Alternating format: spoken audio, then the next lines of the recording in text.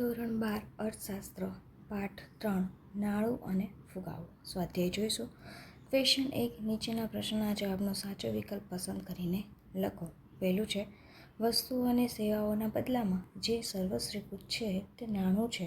નાણાંની આ વ્યાખ્યા કોણે આપેલી છે? તો રોબર્ટસન. બીજું છે માંગમાં વૃદ્ધિ થવાના કારણે થતા ભાવ વધારાને કેવો ફુગાવો કહે છે? તો માંગ પ્રેરિત. ત્રીજું સતત અને સર્વગ્રાહી ભાવ વધારાની સ્થિતિમાં નાણાંનું મૂલ્ય ઘટે છે. ચોથું સરકારે કાયદા દ્વારા વધતા ભાવને અટકાવ્યા હોય તો તેવો ભાવ વધારો કયા પ્રકારનો ફુગાવો છે? તેનો જવાબ આવશે દાબેલો ફુગાવો. પાંચમું છે ફુગાવાની સાચી સ્થિતિ અર્થતંત્રમાં સાધનોની પૂર્ણ રોજગારી બાદ ભાવ વધે ત્યારે સર્જાય છે, આવું કયા અર્થશાસ્ત્રી માને છે? તો કેઇન્સ. છઠ્ઠું ચોખા આપીને કાપડ મેળવવાની આર્થિક વ્યવસ્થા કયા નામે ઓળખાતી હતી? તો સાટા પ્રથા. સાતમું નીચેનામાંથી નાણાંના કયા વિકલ્પમાં વિનિમય મૂલ્યોનો સૌથી સારી રીતે સંગ્રહ થઈ શકે છે? તો સિક્કા. ક્વેશ્ચન 2 છે નીચેના પ્રશ્નોના એક વાક્યમાં જવાબ આપો. વસ્તુ વિનિમય પ્રથાનો અર્થ આપો. તો વસ્તુ વિનિમય પ્રથા એટલે વસ્તુ કે સેવાના બદલામાં અન્ય વસ્તુ કે સેવા મેળવવાની પ્રથા. બીજું છે માર્શલે આપેલી નાણાંની વ્યાખ્યા આપો. તો કોઈ પણ સમય અને કોઈ પણ સ્થળે કોઈ સંચય કે વિશેષ તપાસ વિના જે દ્વારા વસ્તુઓ અને સેવાઓનો વિનિમય થઈ શકે તેને નાણું કહેવાય છે. ત્રીજું ફુગાવો એટલે શું? સામાન્ય રીતે સતત થતો ભાવ વધારો એટલે ફુગાવો. ચોથું ખર્ચ પ્રેરિત ફુગાવો કોને કહેવાય? તો ઉત્પાદન ખર્ચમાં વધારો થતાં અમલી બનેલા ફુગાવોને ખર્ચ પ્રેરિત ફુગાવો કહેવામાં આવે છે. ક્વેશ્ચન 3 છે નીચેના પ્રશ્નોના ટૂંકમાં જવાબ આપો. પહેલું નાણાંના વિનિમયના માધ્યમ તરીકેના કાર્યને ચર્ચો. પહેલાંનો આન્સર છે નાણાંનું સૌથી અગત્યનું કાર્ય વિનિમયના માધ્યમ તરીકેનું છે. નાણું આપણા આર્થિક વ્યવહારોને સરળ બનાવે છે અને વસ્તુ વિનિમય પ્રથામાં જરૂરિયાતોનો પરસ્પર મેળ બેસાડવામાં જે તકલીફ પડતી હતી તેનો ઉકેલ લાવે છે. ખેડૂત ઘઉં આપીને નાણાં મેળવે છે અને પછી નાણાં આપીને ચોખા, કાપડ, ઘી વગેરે મેળવે છે. વ્યક્તિ નાણાંનો ખર્ચ કરીને વર્તમાનમાં વસ્તુઓ અને સેવાઓ મેળવે છે તો બચત કરીને ભવિષ્યમાં વસ્તુઓ અને સેવાઓ મેળવે છે. મૂળભૂત રીતે જરૂરિયાતો સંતોષવા માટે ઉપયોગી વસ્તુઓ અને સેવાઓ ખરીદવા નાણાંનો માધ્યમ તરીકે ઉપયોગ થાય છે. ક્વેશ્ચન 2 છે નાણાંના મૂલ્ય સંગ્રહના કાર્યને ચર્ચો. નાણું મૂલ્યના માપદંડ તરીકેનું અગત્યનું કાર્ય બજાવે છે.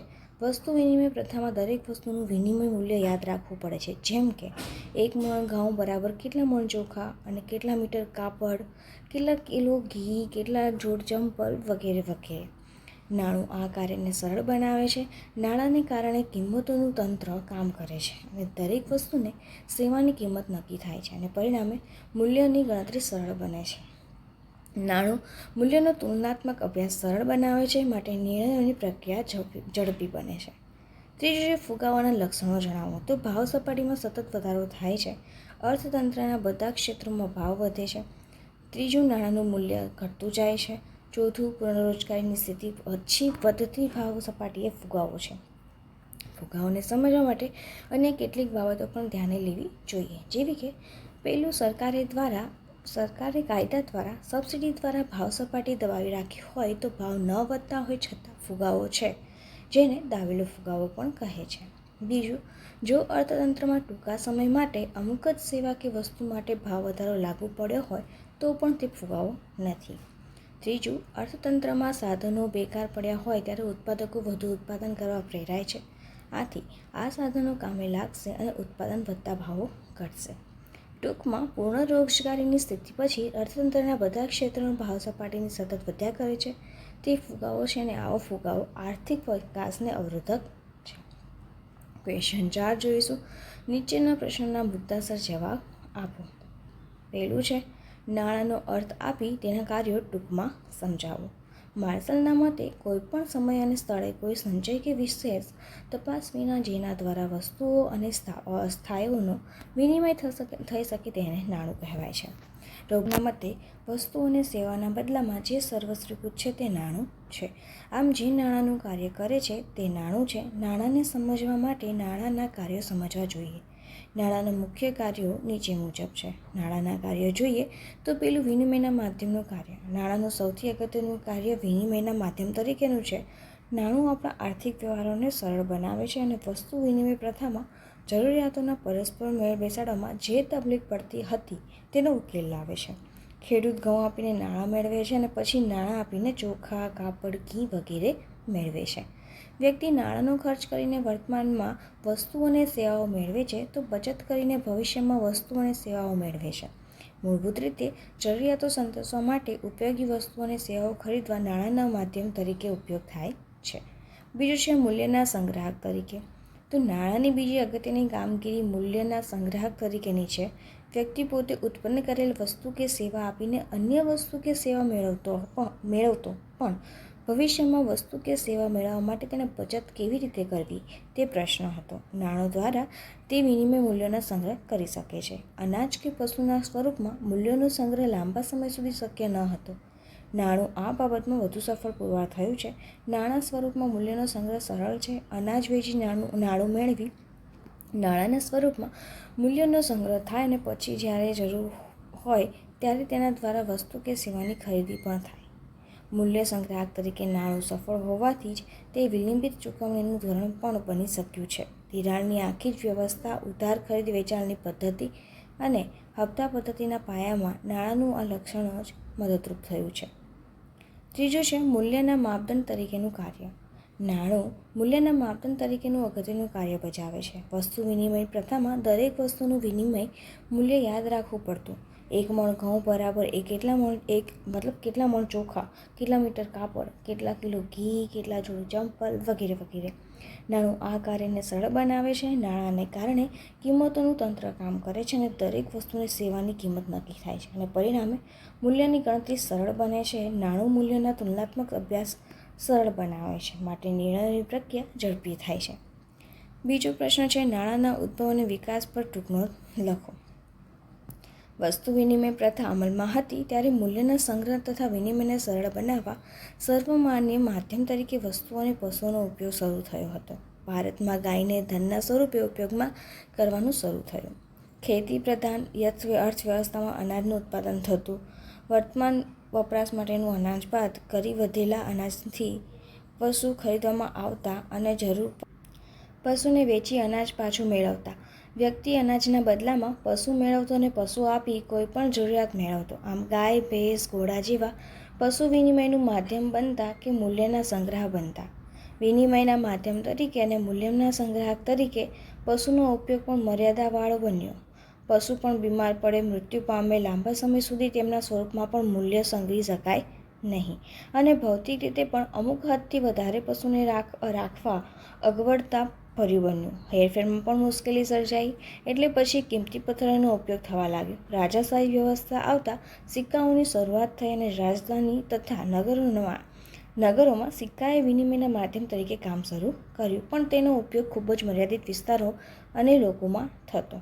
લોકશાહીનો ઉદ્ભવ તથા ઔદ્યોગિકરણ આધુનિક નાણાંના સ્વરૂપ માટે મોટું પ્રેરક બળ બન્યા.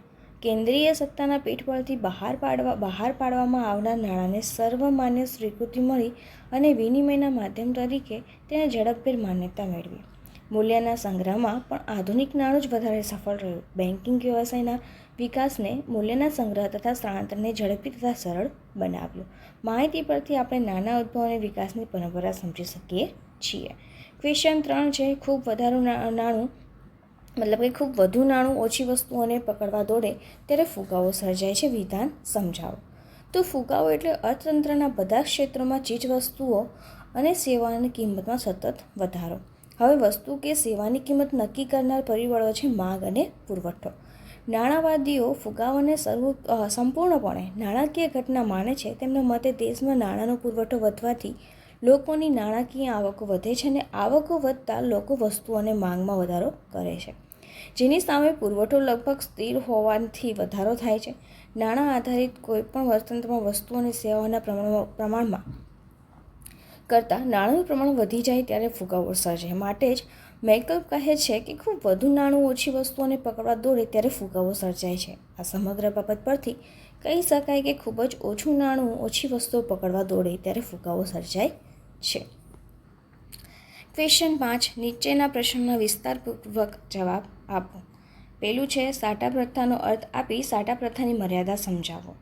વસ્તુ વિનિમય પ્રથા એટલે વસ્તુ કે સેવાના બદલામાં અન્ય વસ્તુ કે સેવા મેળવવાની પ્રથા.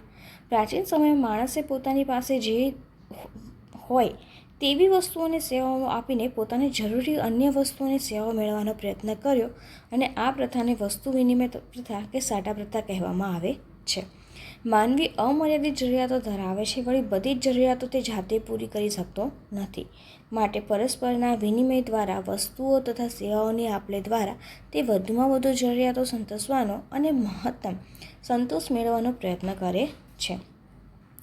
આધુનિક આર્થિક જગતમાં નાણું તમામ આર્થિક પ્રવૃત્તિઓના કેન્દ્ર સ્થાને છે. આજે વ્યક્તિને જરૂરિયાત સંતોષવા માટે વસ્તુઓ અને સેવાઓ ખરીદવા નાણાંની જરૂર પડે છે. નાણું વિનિમયનું માધ્યમ છે, સાથે મૂલ્યનું સંગ્રાહક પણ છે. ભવિષ્યમાં ઉદ્ભવનારી જરૂરિયાતો ખરીદવા લોકો નાણાંને બચાવે છે.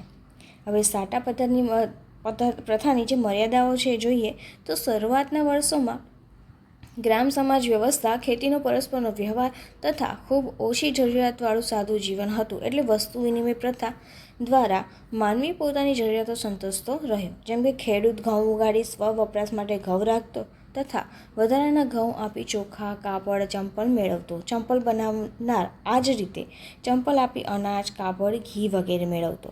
જ્ઞાન આપનાર શિક્ષકને જ્ઞાનના બદલામાં અનાજ મળતું તો કલાકારોને પણ મનોરંજનના બદલામાં વસ્તુઓ મળતી. પણ સમાજ અને આર્થિક જગતનો વિકાસ થતાં વસ્તીમાં વધારો થતાં જરૂરિયાતો વધવા લાગી, બદલાવા લાગી અને સૂક્ષ્મ થવા લાગી. ઔદ્યોગિકરણ, શહેરીકરણ અને શ્રમ વિભાજન તથા વિશિષ્ટકરણને કારણે સાટા પ્રથા મર્યાદાવાળી બની. હવે પરસ્પરના પ્રત્યક્ષ વ્યવહારો ઓછા થઈ જાય અને જરૂરિયાતો વધુ થઈ ગઈ. સાટા પ્રથાની મુખ્ય મર્યાદાઓ નીચે મુજબ છે. પહેલું છે, જરૂરિયાતોનો પરસ્પર મેળ બેસાડવાની મુશ્કેલી. તો આર્થિક સામાજિક વિકાસ થવાથી સાથે માણસની જરૂરિયાતો વધી અને અર્થતંત્ર સરળતામાંથી જટિલ બન્યું. પહેલાં ઘઉં આપીને ચોખા મેળવતા કે ચોખા આપીને કાપડ મેળવવું જે રીતે હતું તે હવે ન રહ્યું. કારણ કે જેમની પાસે ચોખા હતા તેને ઘઉંની જરૂર ન હતી, તેને ચોખાના બદલામાં કાપડની જરૂર હતી. અને જેની પાસે કાપડ હતું તેને ચોખાના બદલામાં નહીં પણ ઘીના બદલામાં કાપડ આપવું હતું. આમ વસ્તુ વિનિમય પ્રથામાં પરસ્પર મેળ બેસાડવો એ અઘરો પડ્યો અને અવિભાજન વસ્તુ સામે વિભાજ્ય વસ્તુનું વિનિમય કેવી રીતે કરવું તે પ્રશ્ન પણ ઉપસ્થિત થતા. બીજું છે, મૂલ્યના સંગ્રહની મુશ્કેલી. વસ્તુ વિનિમય પ્રથામાં વ્યક્તિને મૂલ્યના સંગ્રહની બાબતમાં વ્યાપક મુશ્કેલીનો સામનો કરવો પડતો. અહીંયા મૂલ્ય એટલે વિનિમય મૂલ્ય. ખેડૂત ઘઉંનું ઉત્પાદન કરી ઘઉંના બદલામાં ચંપલ કે કાપડ મેળવે, પણ દિન પ્રતિદિન ઉત્પાદન અને ઉત્પાદકતા વધેલા ઘઉં સાચવવા કેવી રીતે તે પ્રશ્ન ઉપસ્થિત થયા. ઘઉંનો સંગ્રહ થાય તો ભવિષ્યમાં ઘઉં આપી ફરીથી ચંપલ, કાપડ, ચોખા મેળવી શકાય, પણ ઘઉં લાંબો સમય સાચવવા કેવી રીતે? વ્યક્તિ મહેનત દ્વારા જે વસ્તુઓનું મોટા પાયે ઉત્પાદન કરતો તેના બદલામાં તત્કાળ વસ્તુ કે સેવા મેળવી લેવી પડતી. બાકી આ ઉત્પાદનો કે તે સ્વરૂપના વિનિમયનું મૂલ્ય સાચવવું પણ ખૂબ અઘરું થઈ જતું. ત્રીજું, મૂલ્ય માપનની મુશ્કેલી. શ્રમ વિભાજન અને વિશિષ્ટકરણ પછી ઔદ્યોગિક આર્થિક જગતમાં વસ્તુઓ અને સેવાઓના મૂલ્ય માપનનો પ્રશ્ન પણ ખૂબ જ અગત્યનો બન્યો. ઘઉં સામે ચોખાનો વિનિમય કરવાનો હતો ત્યાં સુધી બધું બરાબર હતું, પણ હવે ઘઉં સામે અનેક વસ્તુઓ આવી ગઈ જેના વિનિમય દરને યાદ રાખવું, નક્કી કરવું મુશ્કેલ હતું. 1 મણ ઘઉં બરાબર 2 મણ ચોખા, 1 મણ ઘઉં બરાબર 10 મીટર કાપડ, 1 મણ ઘઉં બરાબર કિલો ઘી, તો કિલો ઘીથી બરાબર કેટલું કાપડ અને કેટલા ચોખા આ નક્કી કરવું અને તે મુજબ વેપાર કરવો અઘરો બન્યો. માટે એક સર્વસામાન્ય માપદંડ પણ જરૂરી. આમ જરૂરિયાતોના પરસ્પર મેળ બેસાડવાની તકલીફને લીધે મૂલ્યના સંગ્રાહકની જરૂરિયાત તથા મૂલ્યના માપદંડ તરીકે કોઈ માધ્યમ હોય તે જરૂરી બનતા વસ્તુ વિનિમય પ્રથાનો અંત આવ્યો અને નાણાંની શોધ થઈ. ઉપરોક્ત માહિતી અને વિગતોને આધારે આપણે સાટા પ્રથાનો અર્થ અને મર્યાદા સમજી શક્યા. એના પછી બીજું છે, ફુગાવાનો અર્થ આપી તેના કારણો ચર્ચો. તો સામાન્ય રીતે ભાવ વધારો એટલે કે ફુગાવો. ફુગાવો એ આર્થિક સમસ્યા છે અને નાણાકીય ઘટના છે. સામાન્ય પ્રથા ચીજ વસ્તુઓના ભાવ વધારાને ફુગાવો માને છે, પરંતુ અર્થશાસ્ત્રમાં ફુગાવાનો સ્પષ્ટ આપવાનો પ્રયત્ન થયો છે. ડોએ.પી. લર્નરના મતે વસ્તુના પુરવઠા કરતાં તેની વધારે પ્રમાણમાં માંગ થાય તે સ્થિતિને ફુગાવો કહે છે. DOACP ગુનામતે વાસ્તવિક આવક કરતાં નાણાકીય આવક વધારે ઝડપથી વધે તેને ફુગાવો કહે છે. હવે એના કારણો છે કે ફુગાવો એટલે અર્થતંત્રના બધા ક્ષેત્રોના ચીજવસ્તુઓ અને સેવાની કિંમતમાં સતત વધારો. હવે વસ્તુ સેવાની કિંમત નક્કી કરવા મુખ્ય બે પરિબળો છે, માંગ અને પુરવઠો. માટે ફુગાવો કિંમતમાં વધારા માટે કે પણ મુખ્યત્વે આ બે પરિબળો જવાબદાર છે. એટલે ફુગાવાના મુખ્ય કારણો છે માંગમાં વધારો અને ખર્ચમાં વધારો. પહેલું છે માંગમાં વધારો. તો વસ્તુની માંગમાં વધારો થવાના કારણે વસ્તુની કિંમતમાં વધારો થાય છે. જો વસ્તુની માંગ વધે ત્યારે વસ્તુના પુરવઠામાં વધારો થઈ શકે તેમ ન હોય અને થાય તો પણ ખૂબ જ ધીમા દરે વધારો થતો હોય તો વસ્તુની કિંમતમાં વધારો થાય છે. અર્થતંત્રમાં માંગ વધવાને કારણે જો ફુગાવો સર્જાય તો આવા ફુગાવાને માંગ વિરુદ્ધ ફુગાવો કહે છે. વસ્તુની માંગમાં વધારો થવાના કારણો નીચે મુજબ છે. એમાં છે નાણાંના પુરવઠામાં વધારો. તો નાણાંવાદીઓ ફુગાવાને સંપૂર્ણપણે નાણાકીય ઘટના માને છે. તેમના મતે દેશમાં નાણાંનો પુરવઠો વધવાથી લોકોની નાણાકીય આવકો વધે છે અને આવકો વધતા લોકો વસ્તુઓ અને સેવાઓની માંગમાં વધારો કરે છે, જેની સામે પુરવઠો લગભગ સ્થિર હોવાથી કિંમતમાં વધારો થાય છે. અને નાણાં આધારિત કોઈપણ અર્થતંત્રમાં વસ્તુઓ અને સેવાઓના પ્રમાણમાં કરતાં નાણાંનું પ્રમાણ વધી જાય ત્યારે ફુગાવો સર્જાય. માટે જ મેકલ્પ કહે છે કે ખૂબ નાણું વધુ નાણું ઓછી વસ્તુઓને પકડવા દોડે ત્યારે ફુગાવો સર્જાય છે. બીજું છે સરકારના જાહેર ખર્ચમાં વધારો. તો ભારત જેવા વિકાસની પ્રક્રિયામાં સામેલ દેશોમાં સરકાર આર્થિક વિકાસ માટે ઘણી આર્થિક પ્રક્રિયાઓમાં જોડાય છે. આંતરમૂડીમાં માળખાનું સર્જન, પાયાની જરૂરિયાતો પૂરી પાડવી કે રોજગારીનું સર્જન કરવું જેવી પ્રવૃત્તિમાં સરકાર જાહેર ખર્ચ કરે છે, જેનાથી દેશમાં નાણાંનો પુરવઠો વધે છે, લોકોની આવકમાં વધારો થાય છે અને માંગમાં વધારો થતાં ભાવ વધારો સર્જાય છે. જો સરકાર દેશમાં વસ્તુઓ અને સેવાઓના ઉત્પાદન કરતાં વધારે મોટા પ્રમાણમાં નાણાં પુરવઠો અર્થતંત્રમાં મૂકે, જાહેર ખર્ચ કરે તો ફુગાવો વધારે વેગ પકડે છે. પછી છે વસ્તી વધારો. તો ભારતમાં સરેરાશ 2% દરે વધતી વસ્તીએ માંગ વૃદ્ધિનું દબાણ ઊભું કર્યું છે. સતત વધતી વસ્તી રોજિંદા વપરાશની ચીજવસ્તુઓની માંગમાં વધારો કરે છે અને વધતી વસ્તીની માંગ પૂરી ન થઈ શકે ત્યારે ભાવ સપાટીમાં વધારો થાય છે. વસ્તી સ્થિર હોય પણ તેની આવકોમાં વધારો થાય તો પણ તેની માંગમાં વધારો થાય છે. આમ નાણાં પુરવઠામાં વધારાને કારણે આવકોમાં થયેલા વધારો માંગમાં વધારો કરે છે અને ભાવ સપાટીમાં વધારો કરે છે. બીજું છે ખર્ચમાં વધારો. તો કિંમતને અસર કરનાર બીજું પરિબળ છે પુરવઠો. પુરવઠાલક્ષી અર્થશાસ્ત્રના સમર્થકો માને છે કે ઉત્પાદન ખર્ચમાં વધારો થાય તો પણ વસ્તુઓના ભાવમાં વધારો થાય છે. કાચા માલની કિંમતોમાં, યંત્રોમાં, વીજળી, પાણીમાં, દરોમાં, શ્રમિકોના વેતનોમાં, વાહન વ્યવહારના ખર્ચમાં વધારો થવાના કારણે વસ્તુ કે સેવાની કિંમતોમાં વધારો થાય છે. ખર્ચ વધવાના કારણે અમલી બનેલા ફુગાવાને ખર્ચ વિરુદ્ધ ફુગાવો પણ કહે છે. ત્રીજું છે અન્ય કારણો. તો ફુગાવાના મૂળમાં તે બે જ કારણો છે. પેલું માંગમાં વધારો અને બીજું છે ખર્ચમાં વધારો. પણ વ્યવહારમાં ભાવ સપાટી વધવા માટે ક્યારેક અન્ય પરિબળો પણ દબાણ ઊભું કરે છે. જો કે અન્ય પરિબળો ટૂંકા ગાળાના હોય છે પણ તે ભાવ વધારાને તીવ્ર બનાવે છે. દાખલા તરીકે વિદેશી આયાત પર ચાલતા ઉદ્યોગો, આયાત વેરામાં વધારો થાય, આકસ્મિક સંજોગોમાં અછત ઊભી થાય તો પણ ભાવમાં વધારો થાય. મૂળભૂત રીતે તો માંગમાં અને ઉત્પાદન ખર્ચમાં જ વધારો થતો હોય છે, પણ તેને અસર કરનાર અન્ય પરિબળો સમજવા જરૂરી છે. પછી છે કરવેરા નીતિ. સરકારની કરવેરા નીતિ ખાસ તો ઊંચા દરે વધતા વેરા વસ્તુના ઉત્પાદન ખર્ચમાં અને કિંમતમાં વધારો કરે છે. માટે ઊંચા કરવેરાના દર ફુગાવા માટે જવાબદાર બની શકે. બીજું આયાતી વસ્તુની કિંમતમાં વધારો. ભારતમાં જરૂરી પેટ્રોલિયમ પેદાશના 70% જેટલો પુરવઠો આયાત છે. જો આંતરરાષ્ટ્રીય બજારોમાં ક્રૂડ ઓઇલના ભાવ વધે તો પેટ્રોલ ડીઝલના ભાવ વધે છે અને પેટ્રોલ ડીઝલ એવી વસ્તુ છે કે જેના ભાવ વધતા અનેક ચીજવસ્તુઓના ભાવ વધે છે. અને આ જ સાથે આપણું આ સ્વાધ્યાય અહીંયા પૂરું થાય છે.